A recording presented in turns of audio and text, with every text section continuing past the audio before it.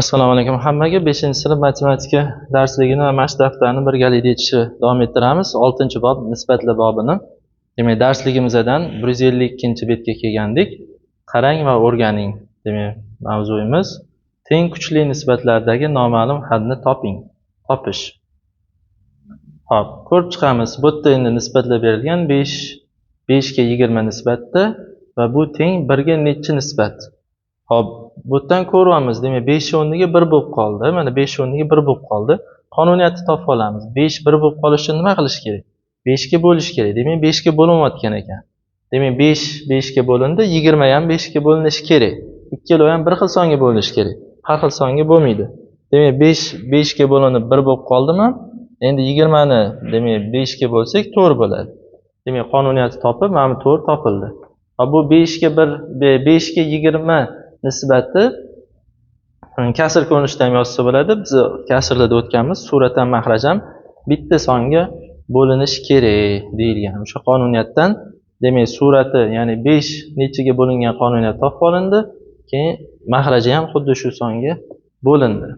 Keyingisi 2 ga 3 nisbat nechagadir 18 bo'lib qoldi. Endi bo'linmayapti, oshib ketyapti.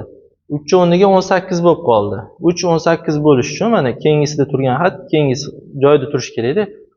3 18 bo'lib qoldi, uning uchun 6 ga ko'paytirildi. Demak, qonuniyatimiz 6 ga ko'paytirish ekan.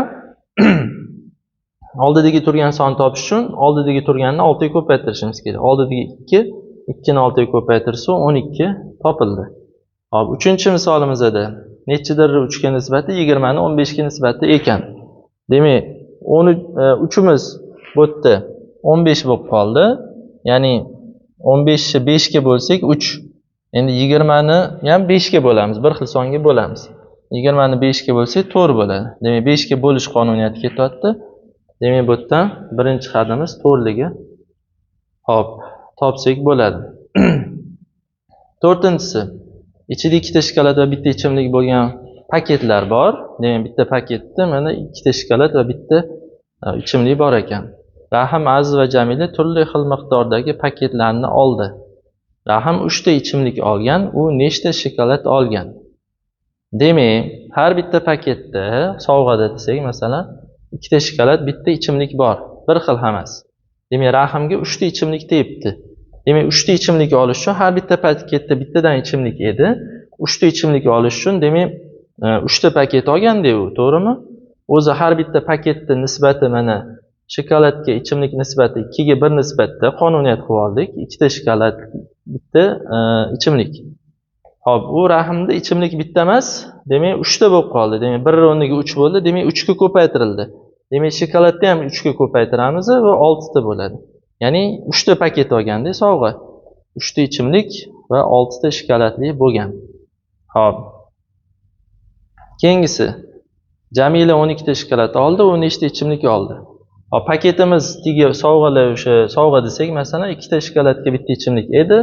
Unda 12 ta shokolad bo'libdi. Shokoladda 12 bo'lib qoldi. Bu bitta paketda 2 ta shokolad 12 bo'lish uchun 6 ta paket kerak. Demak, 6 ta paketda ichimlik har bitta paketda bittadan edi, 6 ga ko'paytirsa 6 ta ichimlikka ega bo'lar ekan Jamila. Jamila Rahimdan ko'ra ko'proq oldi. Hop, keyingisi Aziz 4 ta paket oldi. O'bshi 4 ta oldi. Demak, shokolad ichimlik har bitta paketda 2 ga 1 nisbatda edi. Ikkalovini ham 4 ga ko'paytirsa 4 ta paket oldi-da. 2 ni 4 ga ko'paytirsa 8, 1 ni 4 ga ko'paytirsa 4. Demak, 8 ga 4 nisbatda shokolad bilan ichimlik oldi Aziz. Hop, keyingisi misolimiz juftlikda ishlang, muhokama qiling. Berilgan teng kuchli kasrdagi tushib qoldirilgan sonni toping. Hop, mana bu yerda 4 ga 20, bu 1 ga necha degani? Hop, 4imiz 1 bo'lib qolish uchun uni bo'lishimiz kerak 4 ga. 4 4 ga bo'lsa 1 bo'ladi. Demak, tegini ham, 20 ni ham biz 4 ga bo'lishimiz kerak. Bir xil bo'lishimiz kerak. Tepani nechaga bo'lsa, suratda mahraji ham shunchaga bo'lish kerak. 20 ni ham 4 ga bo'lamiz, 5 bo'ladi. Hop, bu yerda tegi 9 18 bo'lib qoldi. Demak, 9 2 ga ko'paytirilyapti. Hop, 2 ni ham 2 ga ko'paytiramiz, 4 bo'ladi. Hop, 3 12 bo'lib qoldi. Demak, 3 ni 12 qilish uchun 4 ga ko'paytirish kerak. 4 ni ham 4 ga ko'paytirsa 16 bo'ladi. Hop, quyidagi kasr va nisbatlardagi noma'lum hadni toping. Kasr va nisbatlardagi noma'lum hadni topish usuli bir xilmi? Ko'rib chiqamiz. Hop, bu yerda to'rimiz 24 bo'lib qoldi. 4 24 bo'lishi uchun 6 ga ko'paytirish kerak. 1 ni 6 ga ko'paytirsak 6. Hop, bu yoqda endi mahraji mana 4 24 bo'lib qoldi. 6 ga ko'paytirilyapti. 1 ni ham 6 ga ko'paytiramiz. 6. Bu yerda demak kasr ko'rinishda yozilishi, mana bu ikkita nuqtali demak nisbat ko'rinishda yozilishi, ikkala ham bitta narsa. Topish usuli ham bir xil bo'ldi. Keyingisi 7 1 bo'lib qoldi. Demak 7 ni 7 ga bo'lyapti. 7 ni 7 ga bo'lsa 1, demak 21 ni ham 7 ga bo'lishimiz kerak. 21 ni 7 ga bo'lsak 3 bo'ladi. Bu yerda ham 7 ni 1 bo'lib qoldi, 7 ga bo'lish kerak degan qonuniyatni bilib oldik. Endi 21 ni ham 7 ga bo'lamiz 3. Bir xil topdik shekil usuli. Hop, turmushda matematika. Qandolatchi bitta tort pishirish uchun har 5 piyola unga 2 bo'lak sariyog' qo'shadi. Mana 5 ta piyola unga 2 ta sariyog' bo'lagi qo'shar ekan, tort pishirish uchun 3 ta tort tayyorlash uchun bu har bitta tort uchun kerak bo'ladi. 3 ta tort tayyorlash uchun qancha un va sariyog' kerak bo'ladi? Demak, 5 ta unga 2 ta sariyog' edi. 5 ga 2 nisbatda qo'shadi. Un bilan sariyog'ni 5 ga 2 nisbatda. Bu bitta tort uchun. 3 ta tort tayyorlash uchun demak shuni 3 ga ko'paytiramiz. 15 bo'ladi. 5 ni 3 ga ko'paytirsak, 2 ni 3 ga ko'paytirsak 6. Demak 15 ta un, 6 ta sariyog' bo'ladi kerak bo'ladi. Umumiy kerak bo'ladi 3 ta tort tayyorlash uchun. Hop, ikkinchisi sinfingizda dars o'tadigan o'qituvchilar sonining o'quvchilar soniga nisbati qanday? Hop, umumiy hisobda demak 5-sinfda sizlar nechta fan o'tasizlar? 8 tami, 9 tami sanab chiqasizlar. Keyin o'quvchilar soni. Sinfingizda nechta o'quvchi bor? 30 tami, 35 tami? Hop, demak masalan 8 ta fan bo'lsa, 8 ta fandan 8 ta o'qituvchi kiradi. Masalan, keyin sinfingizda 32 ta bola bo'lsa, 32 bo'ladi. 8 ga 32. 8 ta o'qituvchiga o'qituvchilar sonini o'quvchilar soniga nisbat so'rayapti. Birinchi o'qituvchilar deyapti. Shuning uchun birinchi o'qituvchilar sonini yozdik. Bu ahamiyatga ega. Birinchi qaysi biri yozilishi. Hop, buni qisqartirib nima qilsak bo'ladi? 8 ham 32 ham 4 ga bo'linadi. 8 ga ham bo'linadi. 8 ga bo'linadi. 8 ni 8 ga bo'lsam 1, 32 ni 8 ga bo'lsak 4. To'g'rimi? Demak, o'quvchilarning soniga nisbati 1 ga 4 nisbatda ekan. Har 4 ta o'quvchiga bitta o'qituvchi to'g'ri keladi desak ham bir tarafdan to'g'ri bo'lsa kerak. Hop, bajaring va o'rganing. Noma'lum hadni toping. Hop, mana keyingisi, ikkita keyingi ma'lum. Ana shu ma'lumlardan qonuniyatni topib olib, nechiga bo'lyapti yoki nechiga ko'paytirilyapti. Keyin mana bu noma'lumni topamiz. 7 28 bo'lib qoldi. Buning uchun 7 ni 4 ga ko'paytirish kerak. Endi xuddi shu, demak 4 ga ko'payyaptimi 7? 28 bo'lishi uchun endi 2 ni ham 4 ga ko'paytiramiz 8. Hop, D-da 3imiz 18 bo'lib qoldi. Demak 6 ga ko'paytirilyapti 3, 18 bo'ladi. 6 ga ko'paytirilyapti. Demak 48 nechini 6 ga ko'paytirsak 48 yoki teskarisi. 18 ni 6 ga bo'lsak 3, 48 ni 6 ga bo'lsak 8. Hop, bu yoqda keyingi hadimiz bor. 10 tarafli hadlar bor. 25 5 bo'lib qoldi. O'ng tarafdan chapga qarab teskari ham yuraveramiz topish uchun. 25 5 bo'lib qoldi. Buning uchun 25 ni 5 ga bo'lish kerak. Demak 10 ni ham 5 ga bo'lamiz. Bu yerdagi hadni topish uchun 2 bo'ladi. Hop, birinchi hadimiz 24, birinchi hadimiz 6. 24 6 bo'lib qolish uchun 24 ni 4 ga bo'lishimiz kerak. Demak 40 ni ham 4 ga bo'lamiz. Shunda 10 bo'ladi. Hop, bu yoqda birinchi hadimiz 4, bu yoqda birinchi hadimiz 20. 4 20 bo'lib qoldi. 4 demak 5 ga ko'payyapti. 20 bo'lish uchun 5 ga ko'paytirish kerak. Demak 9 ni ham 5 ga ko'paytiramiz. 45. Hop, 5 imiz 35 bo'lib qoldi. Buning uchun 7 ga ko'paytirilyapti. 4 ni 7 ga ko'paytirsak 28. Hop, endi mashq daftariga o'tamiz. 175-betiga. Bu yerda mana 174 dan keyin 175 uchinchi topshirig'imiz bo'sh o'rinlarni to'ldiring. Bu yerda ham oshyapti, ko'payyapti. 2 10 bo'lib qoldi. Birinchi hadlari bor. Demak 5 ga ko'payyapti. 3 ni ham 5 ga ko'paytiramiz 15. Hop, bu yoqda keyingi hadimiz 7 14 bo'lib qoldi. Demak 2 ga ko'payyapti. 4'ni 2 ga ko'paytirsa 8. O'zi aslida teskari bo'ladi-yu, kattaroq nisbat beriladi 10 ga 15. Biz qisqartirib olib 2 ga 3 deb yozamiz. Endi bu yerda bunaqasini ham bilib qo'ygan yaxshi, teskarisi oshishini ham. Hop, 9'imiz 54 bo'ldi. Demak, 9 54 bo'lish uchun 6 ga ko'payishi kerak. 4'ni ham 6 ga ko'paytiramiz. 4 kere 6 necha edi? 24. To'g'rimi? Hop, 5'imiz 35 bo'lib qoldi. Demak, 7 ga ko'payyapti. 8 ni 7 ga ko'paytirsa 56. Hop, keyingisi 7. 40'imiz 5 bo'lib qoldi. Demak, 40 ga 5 qilish uchun 8 ga bo'lish kerak. Demak, nechini 8 ga bo'lsam 4 yoki teskarisi 4 ni 8 ga ko'paytiraman. 4 kere 8 32. Hop, 11 99 bo'lib qoldi. Teskarisiga yura qoldi. 11 99 bo'ldi. Uning uchun 11 ni 9 ga ko'paytirish kerak. Demak, 8 ni ham 9 ga ko'paytiramiz. Bu yoqqa yozamiz. 8 kere 9 72.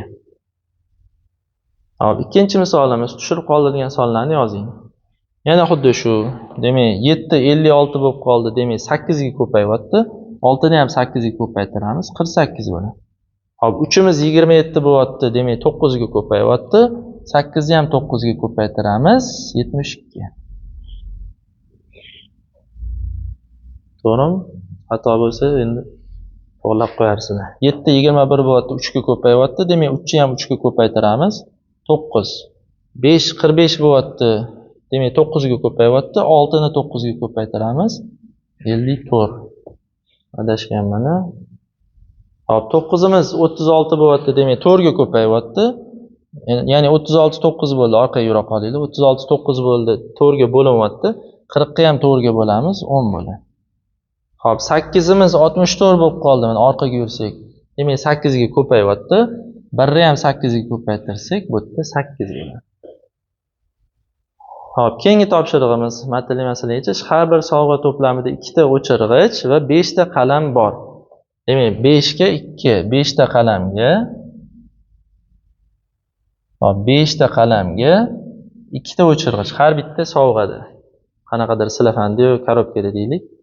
Endi misol, Kamoli 4 ta shunday sovg'alar to'plamini sotib olmoqchi. U nechta qalam oladi? Demak, qalamlar 5 ta edi. Shundan 4 ta olmoqchi. 4 ga ko'paytirsa, o'zi 5 ga 5 ta edi. 4 ga ko'paytirsa 20 edi. Yoki o'sha 5 ga 2 nisbatda edi. 5 ta qalam, 2 ta o'chirg'ich edi. Buni 4 ga ko'paytirsak, hop, 20 ga 8. Bunisi ham topfarso bo'ladi. 20 ta qalamga 8 ta o'chirg'ich olar ekan. Hop, 5 ga 2 nisbatda edi. Hop, Akmal shunday sovg'alar to'plamidan bir nechtasini sotib oldi. Agar unda 30 ta qalam bo'lsa, Akmal qancha o'chirg'ich sotib olgan? Demak, o'zi 5 ga 2 edi. Mana qonuniyatda yozib olamiz. 5 ga 2 edi. 5 ta qalamga 2 ta o'chirg'ich edi. U 30 ta qalam olibdi. Mana 5 ni 10niga nima bo'pti? 30 bo'pti. Bu yog'i bo'sh. O'chirg'ich qancha olgan? Demak, 5 30 bo'lish uchun nechta sovg'a olish kerak? 6 ta olish kerak. 5 ni 6 ga ko'paytirish kerak. Endi 2 ni ham 6 ga ko'paytiramiz. Keyin bu yoqqa yozamiz, 12 bo'ladi. Demak, javobimiz 12 ta o'chirg'ich sotib olgan. Hop.